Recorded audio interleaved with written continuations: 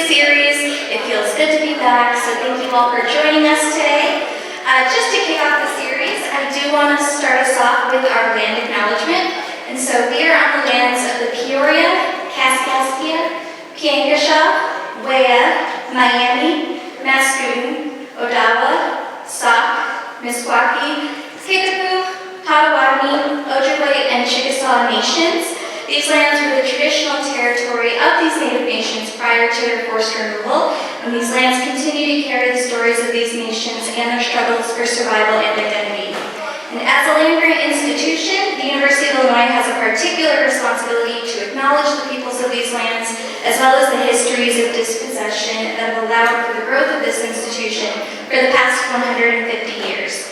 We are also obligated to reflect on and actively address these histories and the role that this university has played in shaping them.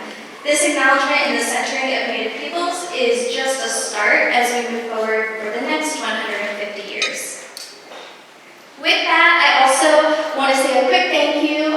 Some of them are covered by our captioning, but a quick thank you to all of our co-sponsors for this series. So you'll see a number of both community organizations and university units and departments that have contributed to help us make this series possible.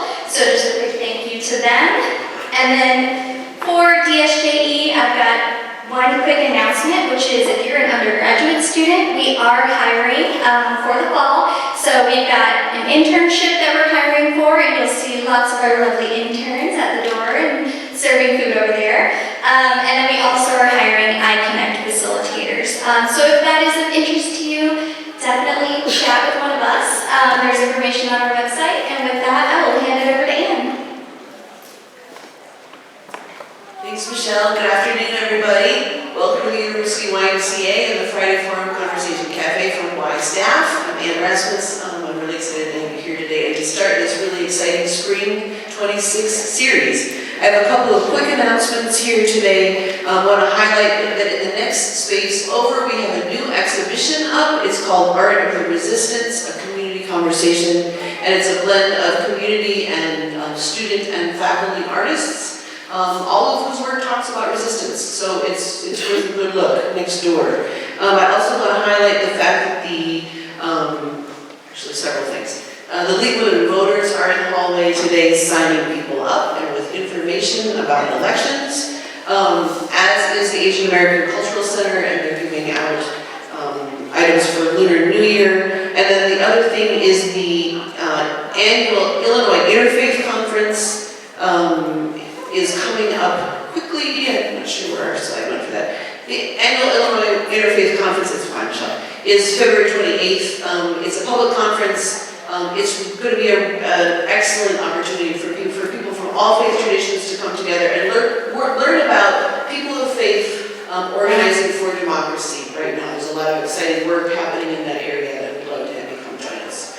So, thank you for being here. I'm going to hand it over to Jim Hinderlock, our Executive Director, who's going to welcome today's speaker. Thank you. Good afternoon, everybody. Jim Hinderlock, I'm the Executive Director here at the University YMCA. I want to welcome all of you to this opening of our 153rd year as an organization in this community, and the 99th year that we have had the Friday Forum series. That's a remarkable record of bringing people together. Thank you very much for that. I think one of the hallmarks of this series has always been to speak and provide a platform for people to speak to and explore the issues of the moment.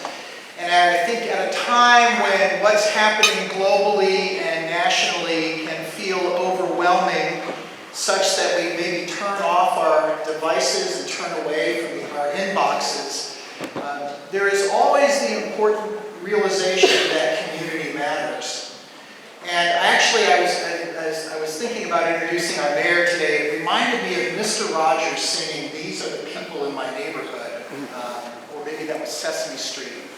But the reason why that matters is because there are people in our neighborhoods and in our communities that ask themselves, what are the things that are needed right here, right now? And I'm pleased today to introduce Mayor DeShawn Williams, who, as you read his biography, the first thing you will see is 51st mayor of the city Urbana here in Illinois. But as you read through the rest of it, you begin to see the word first or only a number of times. The first African-American mayor of the city of Urbana, hopefully not the last.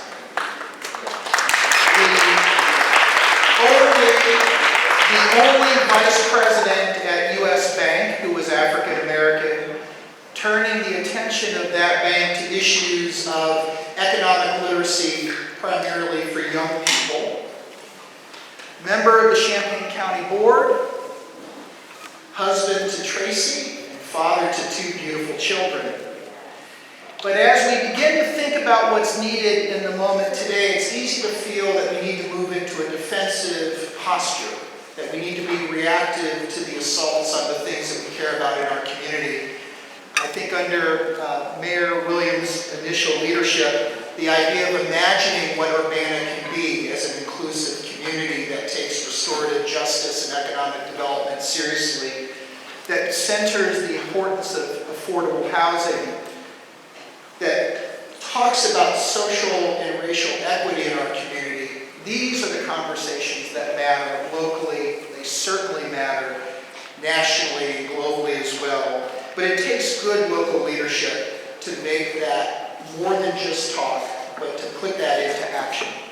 And so I'm so pleased to kick off the 99th year of this program with our first speaker, and certainly not our only, and hopefully not for the last time, Mayor DeShawn Williams.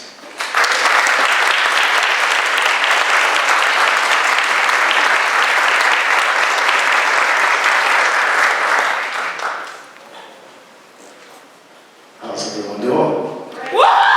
I love it.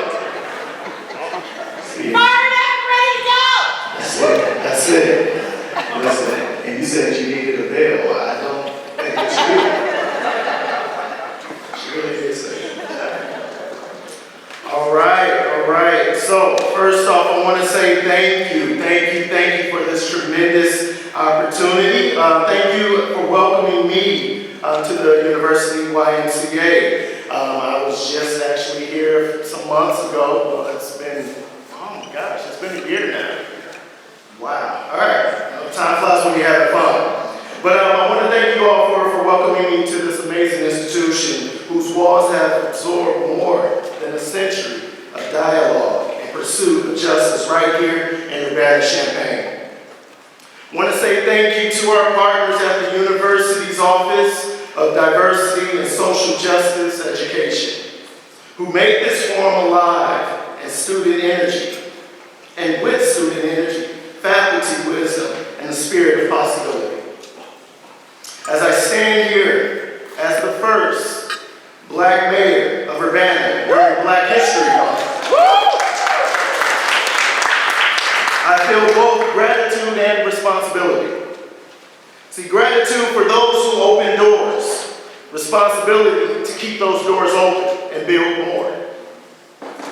See, this month is not just about ritual. It's not about museum visits or storytelling.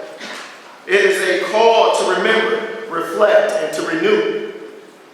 You see, Black History Month is not only about the past, it's about the work that remains, that still needs to be done.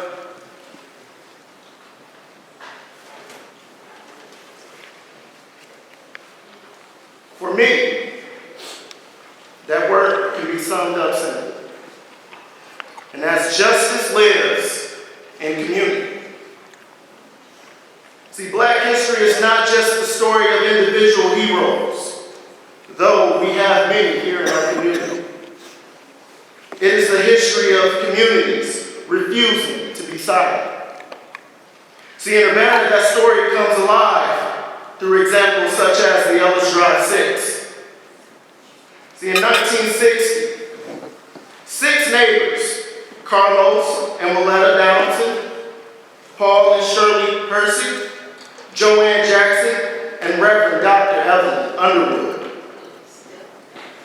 realized that their children were not receiving an equal education at James Weldon Hayes Elementary School. Rather than accept inequality as inevitable, they organized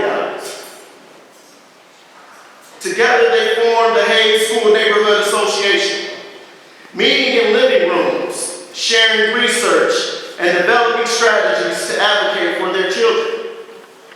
See, these families lived in the Dr. Ellis Drive subdivision, the first subdivision of single-family homes in Urbana, created for African Americans.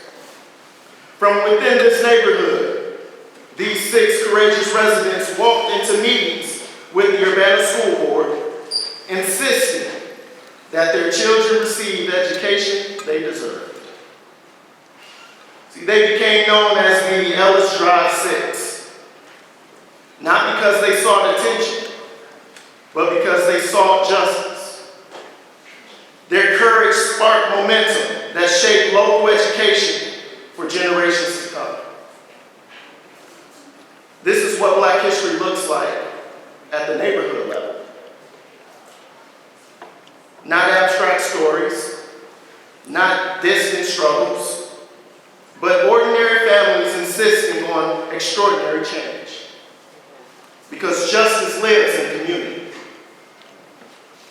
See, that same spirit is captured in the work of the Champaign County African American Heritage Trail, a project that ensures these stories will live and live further than what we could ever imagine. The Heritage Trail is more than markers or signs. This is a celebration of lives, contributions, and landmarks that have shaped our community for more than 150 years.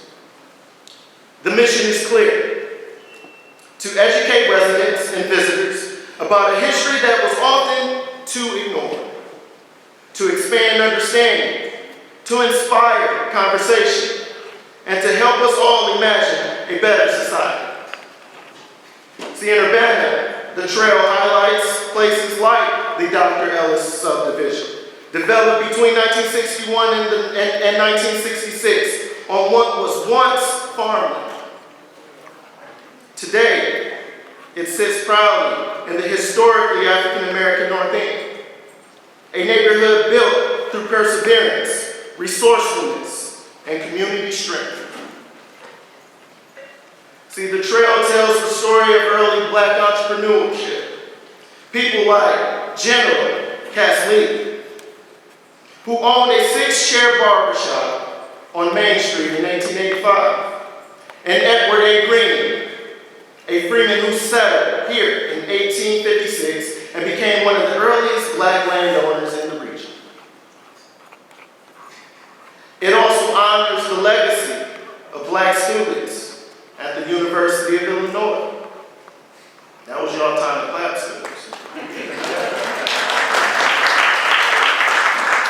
Students who were excluded from dormitories and study groups, and who organized the first chapters of the Divine Nine on campus. The first homes of Alpha, Kappa, Alpha sorority at 1201 West Stoughton in Urbana, and Kappa Alpha Psi fraternity at 707 South 3rd Street in Champaign.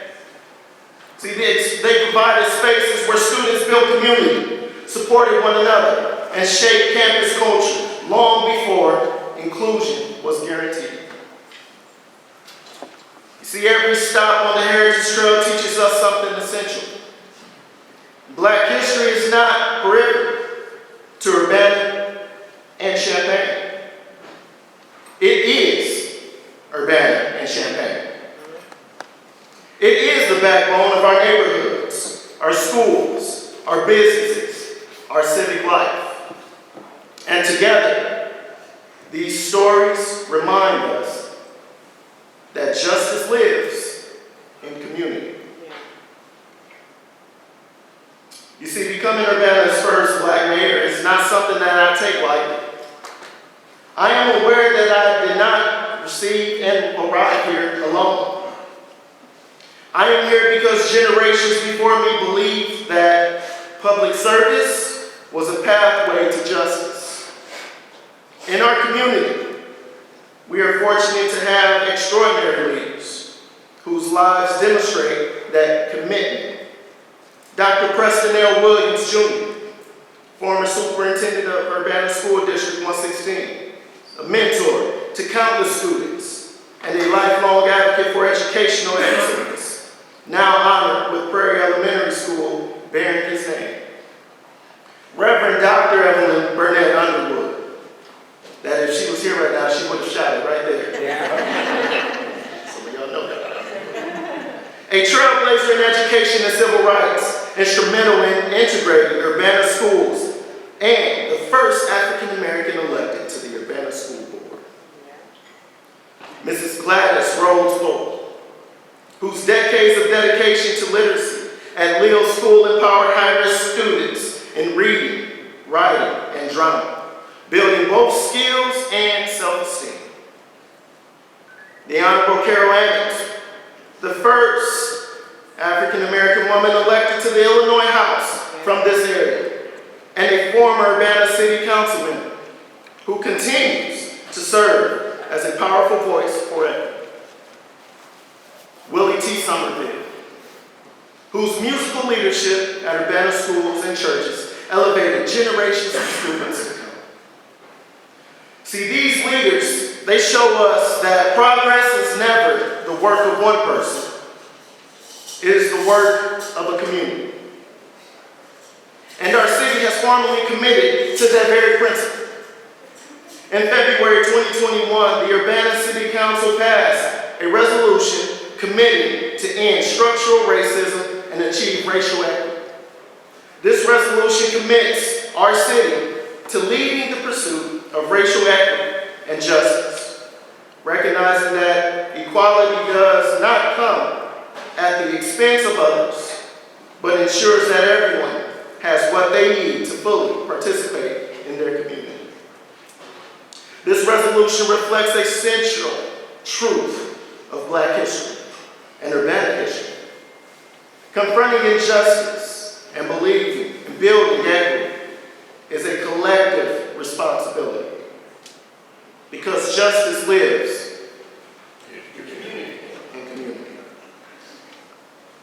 See, Black History Month asks us 3 questions. What do you remember?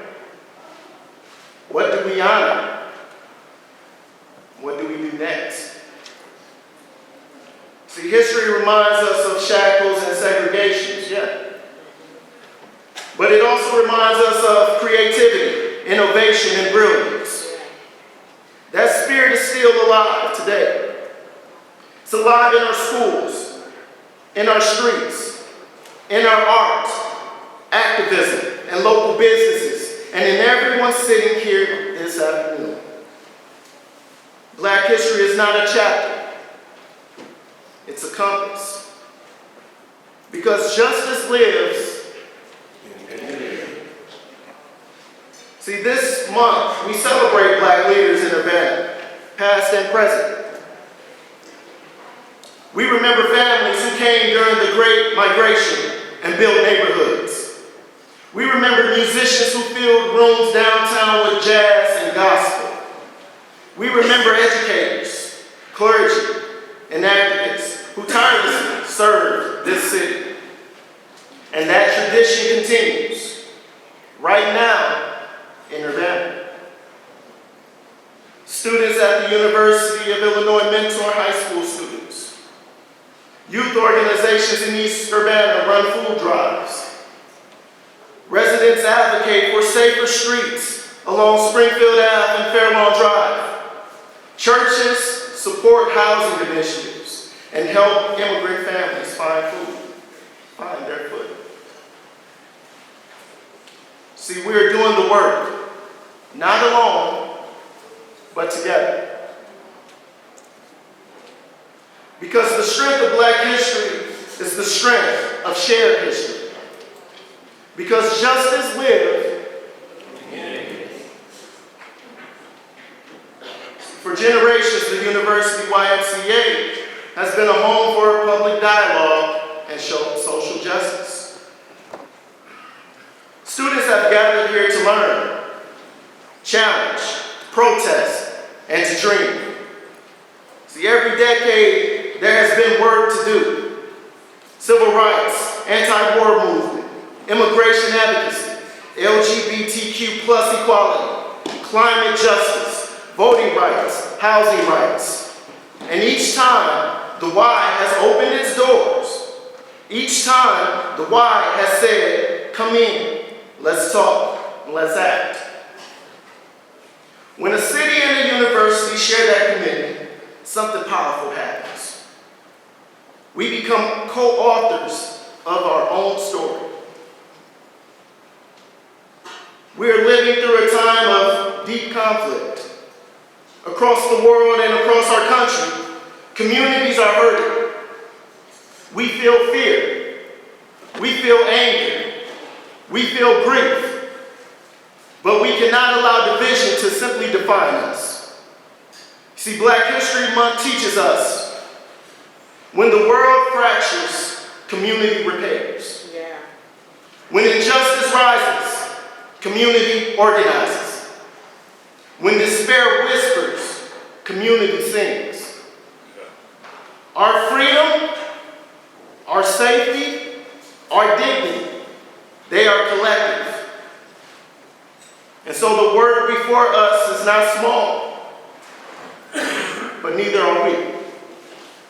Because justice lives in community.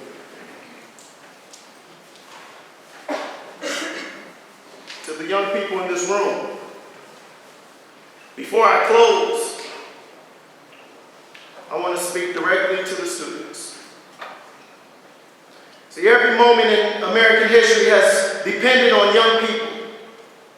Sit-ins, freedom rides, voting rights marches, campus protests, the movement for Black lives. In every era, young people have been asked and have asked the simple question, most important question. What kind of world do we want to build? What's next? Black History Month is not a memory, it's creativity. And creativity is action. When you mentor a child, challenge a policy, vote, organize, or build, you are doing Black history. You are doing community. Because justice lives in community. So I stand here today as Urbana's first Black mayor because of people who believe in community when belief was costly. Yeah. I honor them, not with nostalgia, but with work. I honor them with real work, listening, building, and partnering across differences, seeing every neighborhood's dignity. Black History Month tells us we're not here to survive alone. We're here to rise together because justice lives. Thank you all. God bless.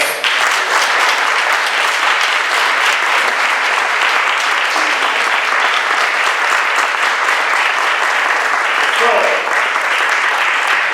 I was told that, and Kanina and Steve just gave me a look. I have to let you know, students, before you go, if you have moved at any point in time, apartment A, and you're now in apartment B, remember, you need to re-register.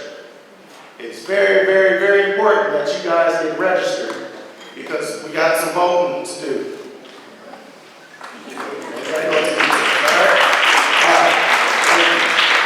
But they also told me that I can't go far, so there's questions. So we do have some time for Q&A. So I ask that you just wait till I get to you at the microphone for accessibility purposes, and just raise your hand, let me know, and I'll make it to you next. Great speech. I noticed on the media outlets seeing that it is now coming to our area, and the focus seemed to be now you're going into Friends River, and I thought, who are they talking to? What I know about Willard is that the entire thing is owned by the U of I, and there is a private jet rental company called Flagstar, and I know that people drive their jets in for games. There's that kind of things happening there. And I also noticed, nowhere but your site, is that you are on the advisory committee for that airport. at which I didn't know there was one.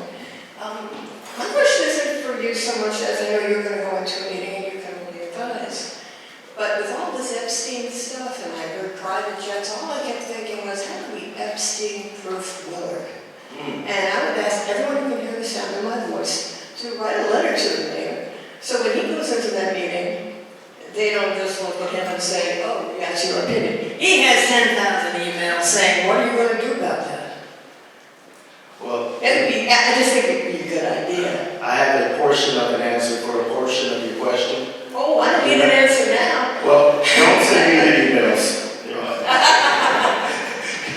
But no, that is a great question, and I mean, honestly, it's worth bringing up, and that's a conversation that I'm willing to have. I can say that that advisory board in itself is chaired by an amazing leader that I absolutely believe would be open to ensuring that we remain who we are as a community. So thank you for that. I think there was another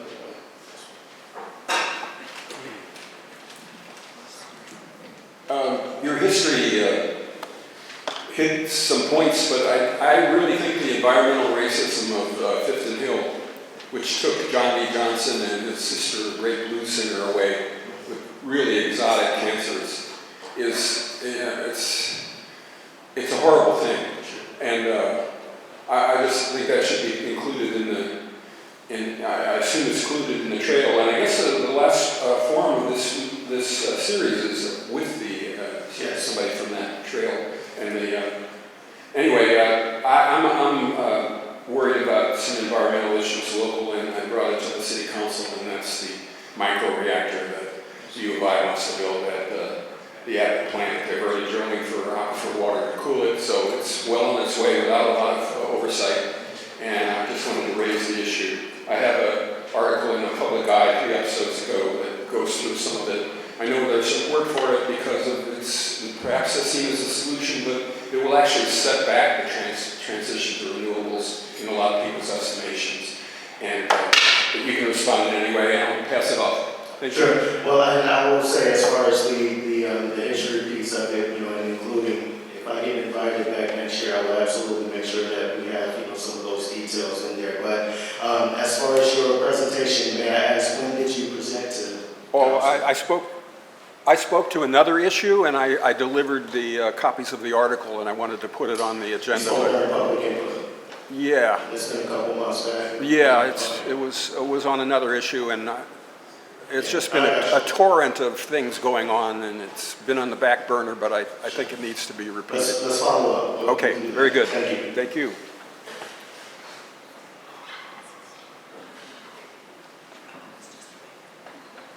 I didn't hear.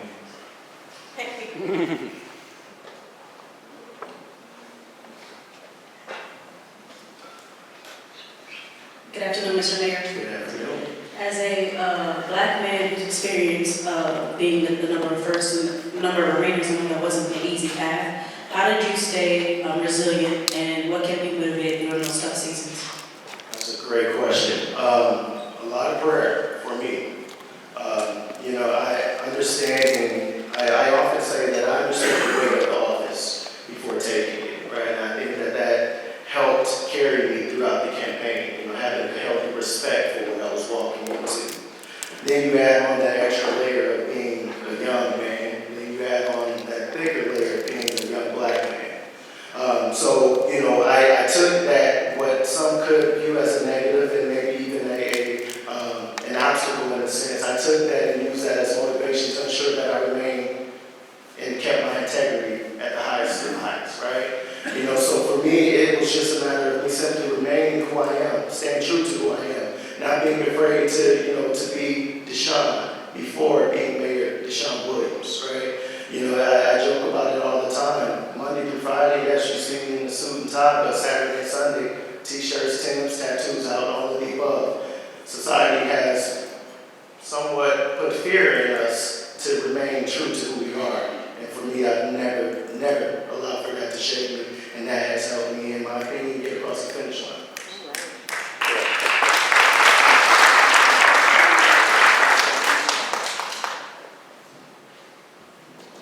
I do have a lot of tattoos, y'all, so you see, I'm joking.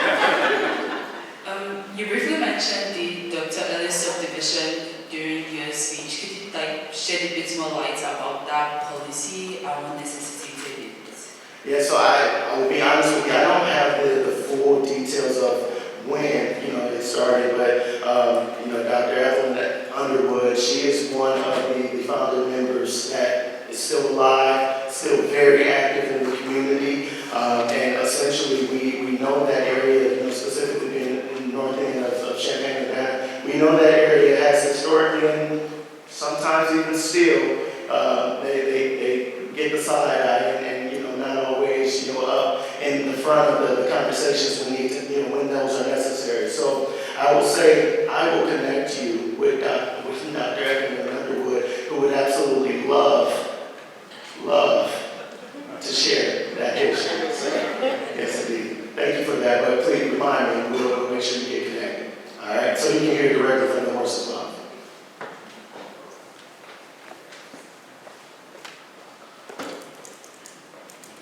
I just had a quick question. With all the uprising in Minneapolis, what is Urbana doing to protect our immigrants? One of the things that I did right out the gate when taking office was, stood 10 toes down on us remaining a sanctuary city. For me, it has been very important throughout the campaign into my term as mayor to ensure that I give a safe space for our immigrant family and friends, right? To ensure that we do everything in our power to ensure that we're standing 10 toes down for them, to protect them from our federal government. I unfortunately have been, the target of some of the federal, issues or the federal administration in a sense.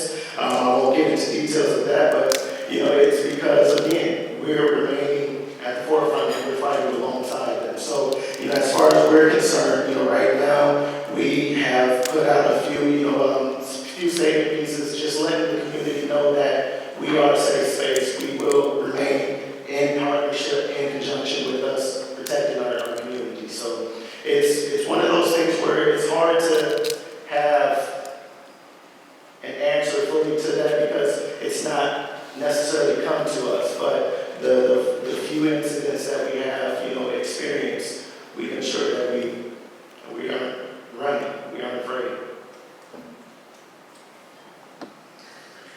Thank you for presenting. Thank you for your service. I want to thank Urbana for being one of the only municipalities to hold the line on surveillance. It's connected to your question. So Urbana voted against a mass surveillance tool called license plate readers. And since then, we've learned that Flock, whether it says in your contract or not, whether you keep it private, that Flock is actually handing over, without subpoenas, information about people's license plates. And Champaign and Urbana both have license plate readers up that basically violate our civil rights, which is why the ACLU does not support license plate readers. So first I want to say thank you. Sometimes it's hard with the News Gazette always beating on Urbana, but if you look nationally, I think history and the public will is behind you. Secondly, I'm going to say I know that we have a surveillance ordinance that would essentially make sure that new technologies that the police get are disclosed to the public, and as well as old technologies, and that the new technologies go through a review. I know that it's been in kind of committee for over a year, and I think especially as we see Amazon passing data over ties, and now we see that the ICE agents actually have a piece of software where they can just put it up to your face and immediately it pulls up your immigration status, right? So it's really important. I work in media justice. I have 25 years of experience in this. I'm not speaking without experience. How essential it is that we have democratic oversight of surveillance technologies, and I believe that Urbana will be leading the way in that for our community. So I'm wondering when we can expect a vote to move that piece forward, because I think it's like every day I wake up panicked about when are we going to get the ordinance that helps at least in Urbana keep us safe. Thank you. And first off, I thought you were about to clap. Thank you for the question and thank you for to us, right? So it's been very important, right? The surveillance ordinance in itself has been a hot topic.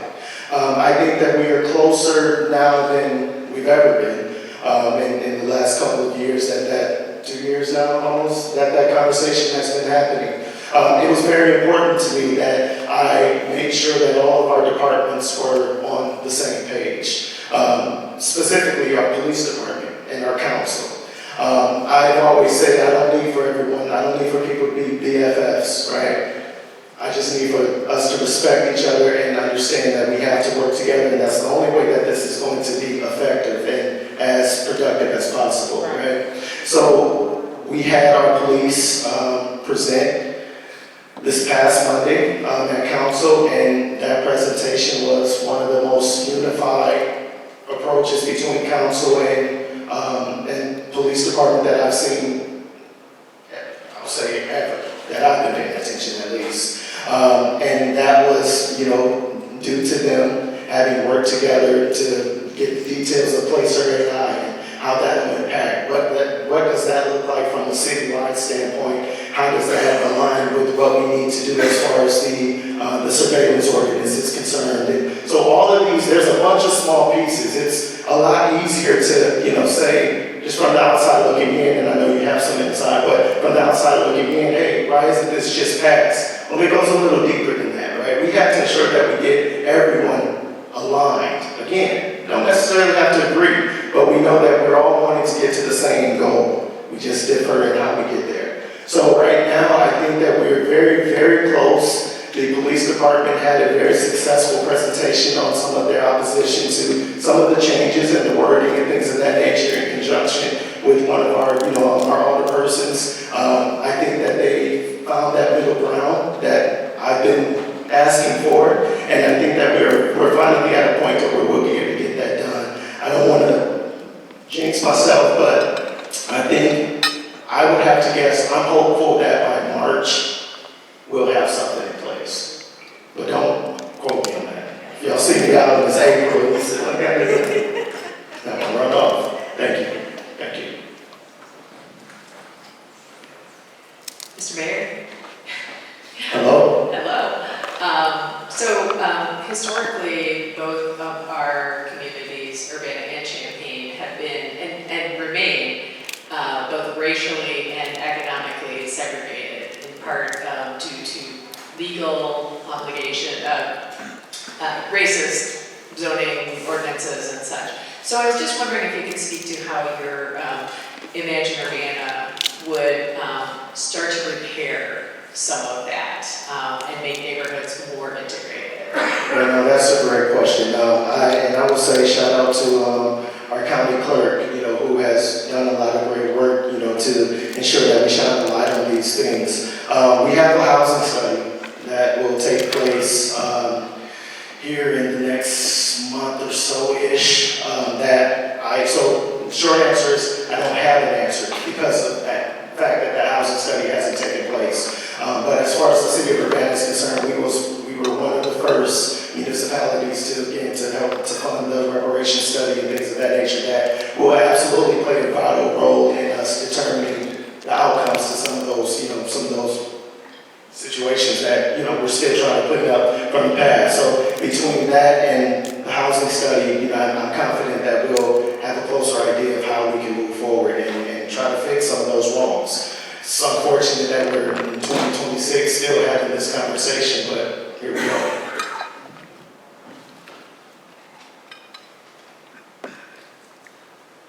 Hi, so Hello? I'm sorry, this mic.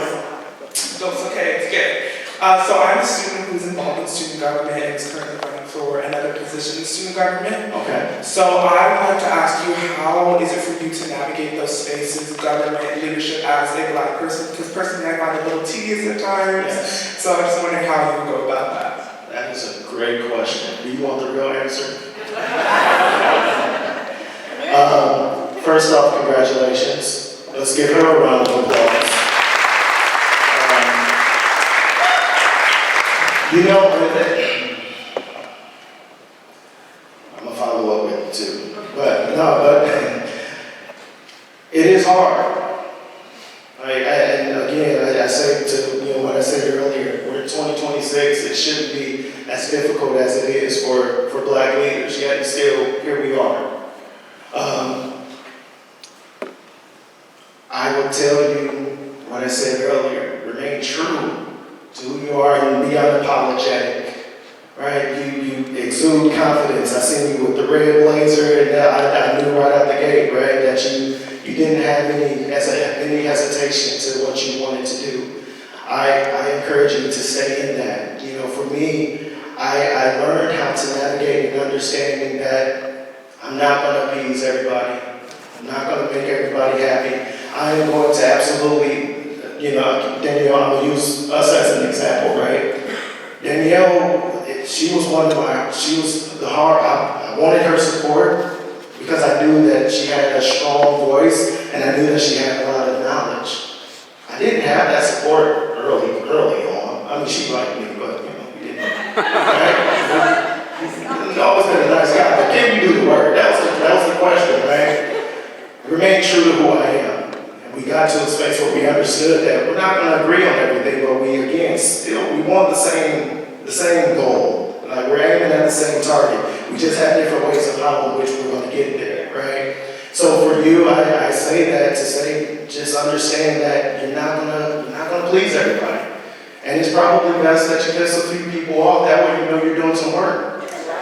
Like, truthfully, and lastly, I will say, this is something that one of my favorite athletes often says: never dim your light to appease the insecurity of somebody else. So just stay true to you, keep moving forward, and I look forward to your win, whatever position you're in. So.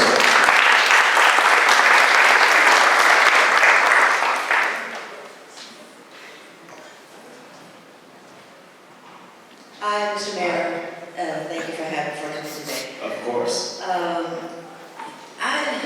want to know if you've spoken to the chancellor of the university, because there are a lot of issues that African American families are suffering. Homelessness. It's like I'm almost a volunteer social worker to try to help people get benefits, help people get housing.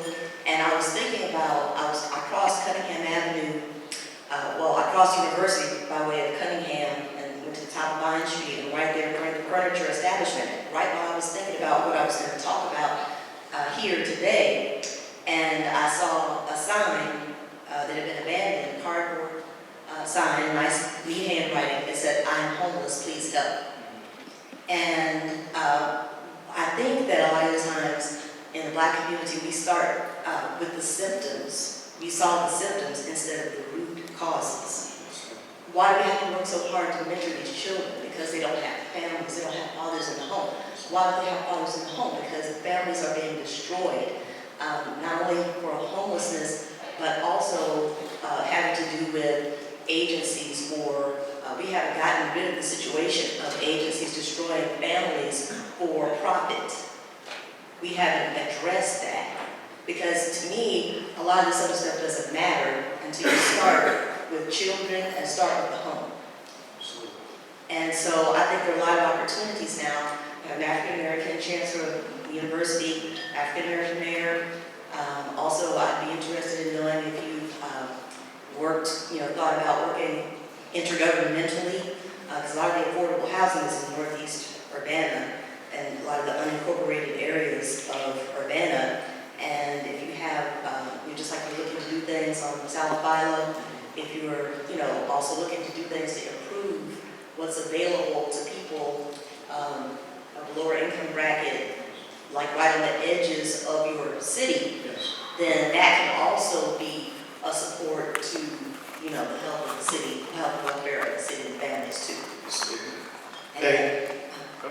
Go ahead, I'm sorry. And just as an example, and I think this happened, I don't know if President Obama was in office yet or not, but when that child was attacked and raped by her foster family, a woman who works in the system, this was up in the Northeast somewhere, but I'm applying it to everywhere. I think the world should stop.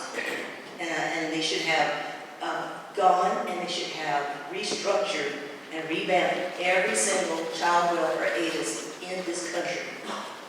From not just assuming it's an aberration, because it is not. And so I think if we don't start there, none of this other stuff really, really matters. First off, I want to say thank you. Yes, let's give her a round of applause. Thank you for that question.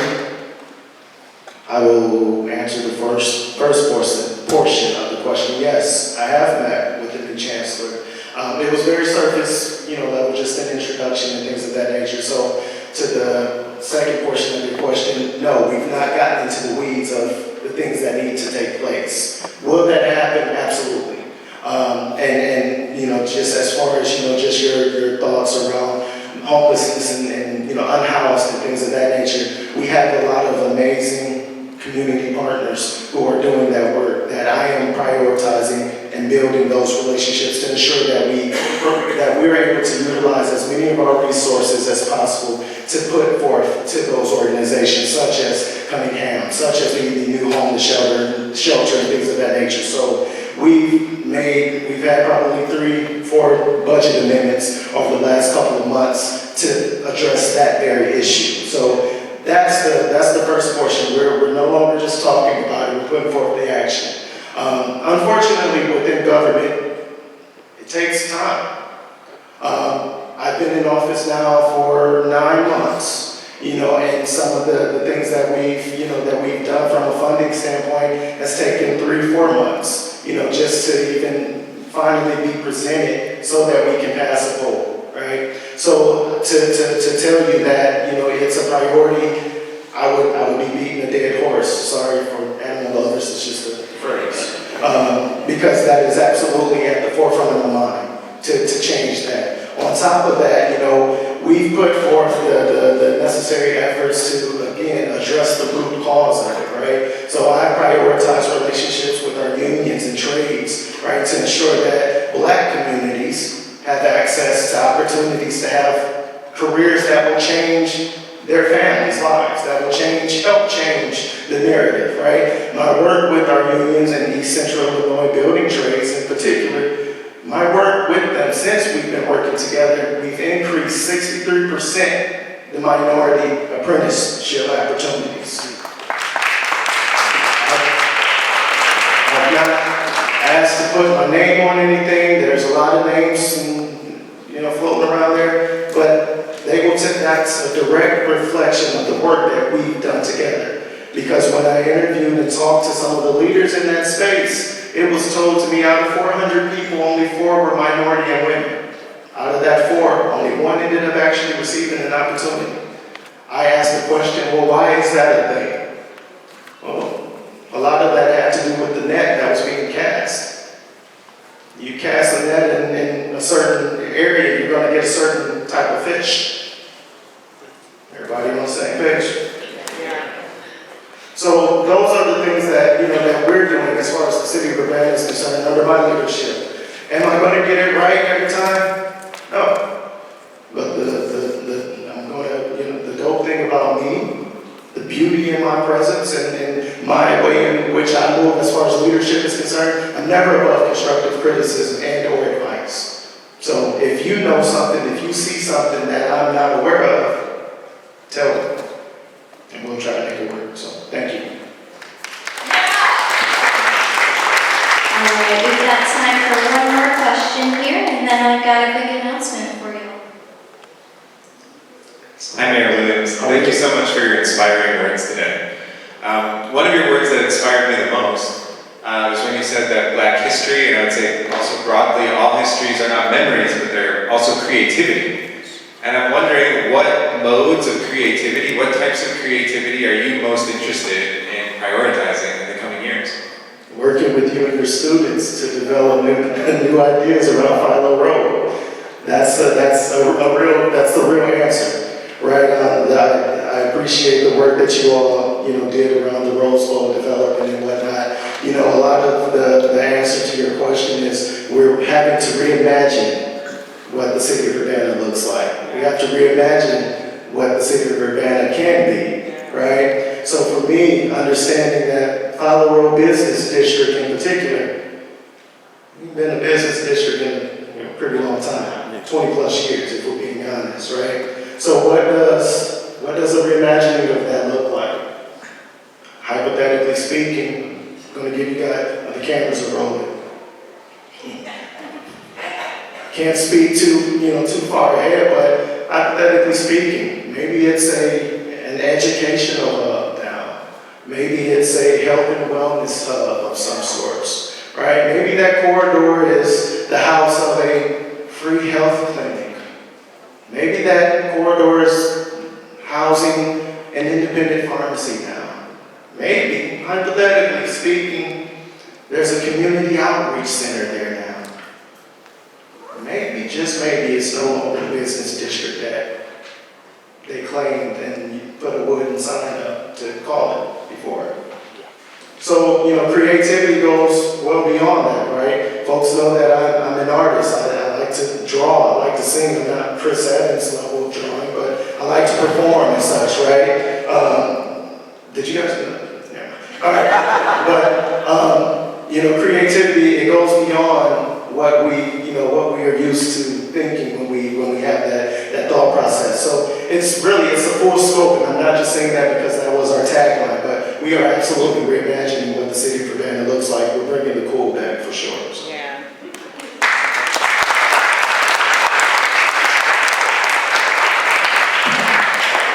Awesome. Well, thank you so much. Thank you.